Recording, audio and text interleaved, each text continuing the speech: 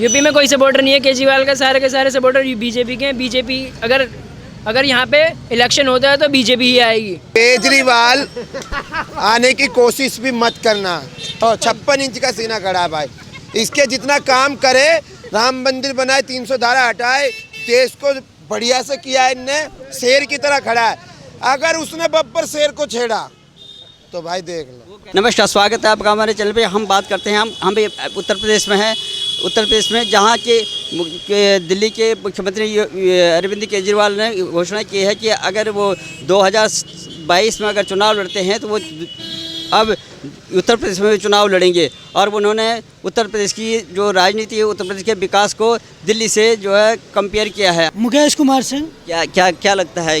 केजरीवाल कहते हैं कि ये जो दिल्ली में जो विकास हो रहा है वो उत्तर प्रदेश में नहीं हो रहा है। वो कहते हैं कि 2022 में अगर चुनाव होते हैं तो मैं वहाँ से चुनाव लड़ूंगा, हमारी पार्टी वहाँ से चुनाव लड़ेंगी। तो क्या लगता है आपको, क्या केजरीवाल जीतेंगे?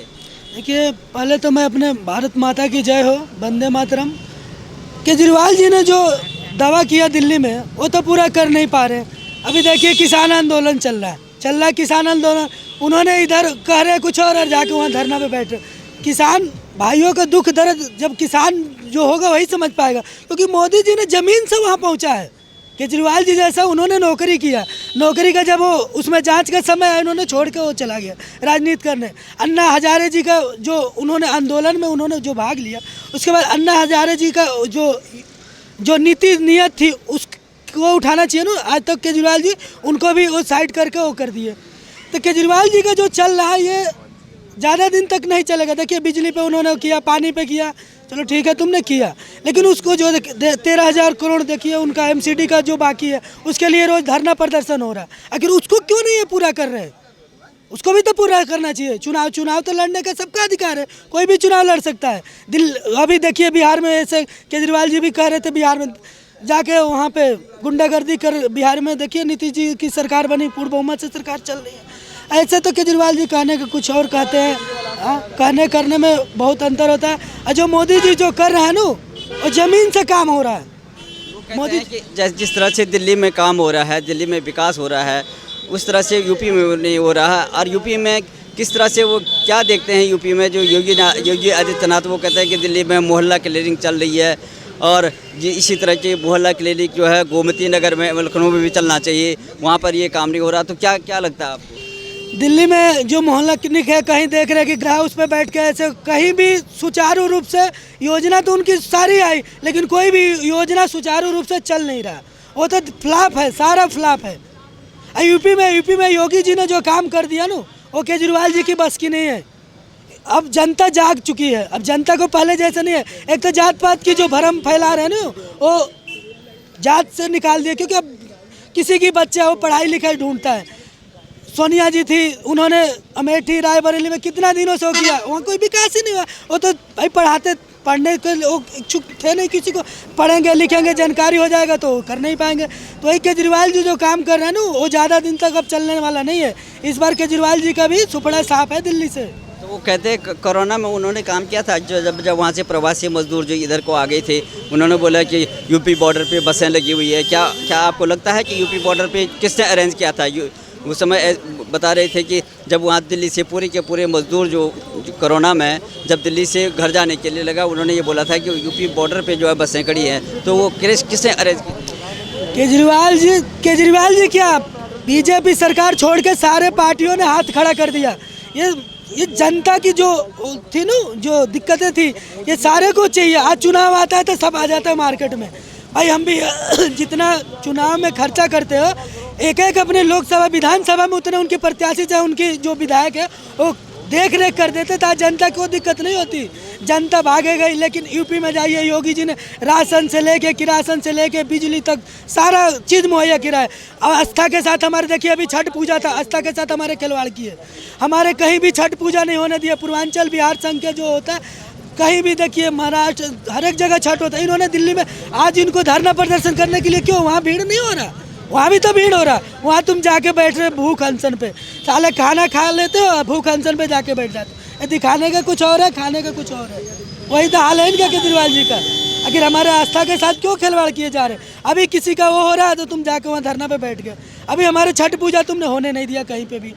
इसके लिए तो हम ईंट से ईंट पत्थर बजा देंगे इनको। आने वाले समय में अभी एमसीडी का जो 13,000 करोड़ इन्होंने क्यों नहीं चुका रहा है। छठ पूजा यहाँ पे करवाई थी जो यहाँ पे सरकार है, यहाँ पे जो योगी सरकार है, यूपी यहाँ में पे योगी जी ने जगह जगह निर्धारित किया था। हम भी यही सेक्टर 2 पार्क में हमारे माननीय विधायक पंकज भैया की अध्यक्षता में यहाँ सेक्टर 2 पार्क में हम लोग अथॉरिटी से परमिशन हो करवा के हम लोग करवाए।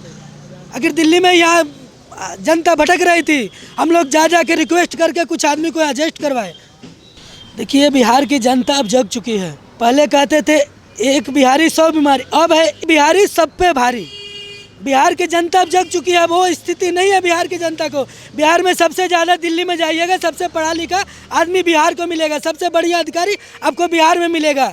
लेकिन यही होता है ना कि पहले के जो लालू जी की सरकार थी उन्होंने सोचा नहीं। देखिए नीतीश जी ने 15 साल से विकास लमटम की क्या ज़रूरत है। बिजली पानी इतना हो गया, कोई दिक्कत नहीं। बिहार के आदमी भी अपने आप को इच्छुक हो गए। अब 10 आदमी यहाँ से जाते थे तो उनके साथ 40 आदमी आते थे। आज के डेट में जो 10 आदमी जा रहे हैं उनके साथ वो भी 10 पूरा नहीं आ रहा, 8 ही आ रहे हैं। बिहार में बहुत अब रोजगार हो रहा है। बिहार में ऐसी कंपनी जा रही है और नीतीश जी के मोदी जी की अध्यक्षता में जो बिहार बहुत आगे जाएगा। देखिए प्रवासी भाइयों को तो मैं तहे दिल से धन्यवाद देता हूँ। दिल्ली में तो भाई पूर्वांचल बिहार ये सारे भरे हुए हैं। उन्हीं के स्तर पर देखिए बीजेपी सरकार हमारे दिल्ली में जो 7 सीट है 7 हमारे ही सांसद बने। आखिर उन्होंने काम किया, उनके बल पे ही आपने मुख्यमंत्री हो, ठीक हो मुख्यमंत्री हो, तुमने जो योजना लाया उसको तो पूरा करो। क्यों नहीं पूरा कर रहे हो? पहले दिल्ली को देखो। तुमने यूपी में चुनाव लड़ने के तो सबको लड़ना, लड़ो भाई, इच्छा आपको लड़ो, लेकिन पहले करके तो दिखाओ कुछ। वो कहते हैं यूपी में विकास नहीं हो रहा जैसे दिल्ली में विकास हो रहा है।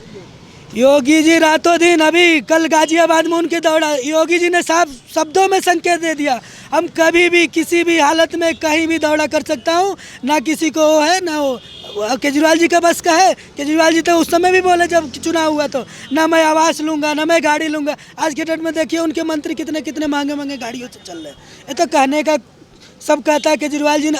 अन्ना हजारे जी को जब नहीं हुआ तो क्या किसको होंगे। वो कहते हैं कि वहाँ पे स्कूलों में पढ़ाई नहीं हो रही, जैसे दिल्ली में जो है प्राइवेट स्कूलों के बराबर जब पढ़ाई होती है, यूपी में इस तरह की पढ़ाई नहीं होती है। कानपुर से बच्चे दिल्ली में आ जाते हैं और यूपी में सुविधा नहीं है, ना मेडिकल की सुविधा है, ना पढ़ाई लिखाई की सुविधा है। क्या लगता है? ये दिल्ली तो मानिए कि एक अलग स्थान है, दिल्ली राजधानी है, तो आदमी सोचता है कि चलो भाई दिल्ली, कोई घूमने के लिए भी आता है तो सोचता है चलो। लेकिन केजरीवाल जी ने उस दिल्ली को दिल्ली नहीं समझ रहे हैं ना। दिल्ली समझना चाहिए ना। उन्होंने बाहर से आके यहाँ अपना वो बना लिया। अभिषेक। क्या लगता है आपको, केजरीवाल यहाँ पे अगर चुनाव लड़ते हैं चुनाव जीतेंगे?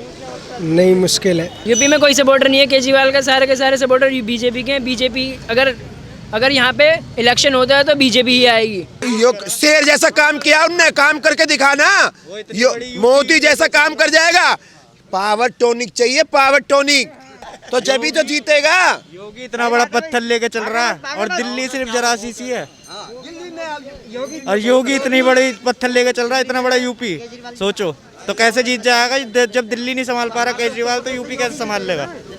केजरीवाल कह रहे हैं कि 2022 में मैं यूपी से चुनाव लड़ूंगा। क्या जीत जाएंगे? नहीं जीत पाएंगे।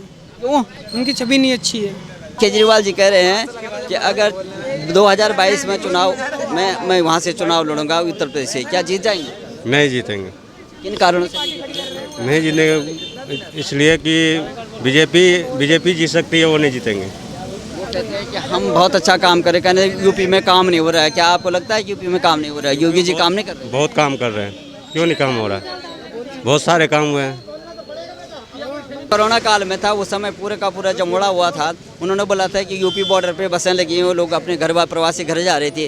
क्या उन्होंने बसें प्रोवाइड की थी? नहीं, कुछ नहीं किए थे। किसने करी? योगी जी ने किए जी। तो वो किस आधार पे बोल रहे हैं? क्योंकि वोटर अधिकतर लोग वोटर तो याद रखता है इन बातों को। वो कहते हैं कि मैं तो प्रचंड बहुमत से जीतूंगा। क्या उनको पता नहीं कि उन्होंने किस तरह? वो तो जब वोट का टाइम आएगा तो वो देखी जाएगी, अभी क्या कह सकते हैं। यूपी जैसे ये लोग कह रहे हैं, जो व्यू है लोगों का, वो कहते हैं कि केजरीवाल ने कोई काम नहीं किया, योगी जी अच्छा काम कर रहे हैं। आपका क्या कहना है? देखिए जो योगी जी मोदी जी जो काम कर दिए ना, वो काम केजरीवाल जी का बस का नहीं है। सबसे बड़े जो मोदी जी ने बोला था 56 इंच का सीना, उनके पास 56 इंच का सीना है।